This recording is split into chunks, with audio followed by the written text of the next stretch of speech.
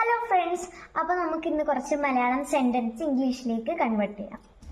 അതിന് തന്നെ എനിക്ക് മനസ്സിലായില്ല, അത് നമ്മളെങ്ങനെ എഴുതുന്നത്? I didn't understand. നമ്മൾ ഈ മനസ്സിലായില്ല അല്ലെങ്കിൽ ആയില്ല എന്ന് അവസാനിക്കുന്ന വേർഡ്സിനൊക്കെ നമ്മൾ ഡിഡിൻ എന്ന വേർഡാണ് യൂസ് ചെയ്യുന്നത്. അടുത്തത് ദയവായി വിവരിച്ചു തരും. അതെങ്ങനെ പറയാം? അത് നല്ല ബഹുമാനത്തോടെ, ദയവായി എന്നൊക്കെ പറഞ്ഞ് ബഹുമാനത്തോടെ പറയുന്ന ഒരു വേർഡാണ്. അപ്പൊ അതിനെന്താ നമ്മൾ പറയുന്നത്? നമ്മൾ സ്വാഭാവികമായി എല്ലാവരും കേട്ടിട്ടുള്ള ഒരു വേർഡാണിത്. പ്ലീസ്. പ്ലീസ് എന്നാണ്. ദയവായി എന്ന് നമ്മൾ ഇതൊന്ന് പ്ലീസ് വരും. അടുത്തത് വിവരിച്ചു തരും. അതെങ്ങനെ എഴുതുക? എക്സ്പ്ലെയിൻ.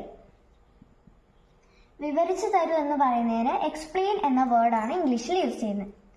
അത് സാരമില്ല, അതെങ്ങനെ പറയുന്നത്?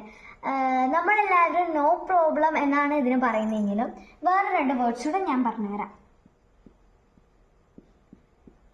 ഇറ്റ്സ് ഓക്കെ, ഇറ്റ്സ് ഓക്കെ, അല്ലെങ്കിൽ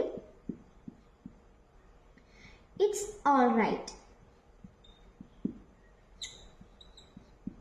സാരമില്ല എന്ന വേർഡ്സിന് നമ്മൾ നോ പ്രോബ്ലം പറയുന്നതിന് പകരമായിട്ട് ഈ രണ്ട് വേർഡ്സ് യൂസ് ചെയ്യാം. ബൈ.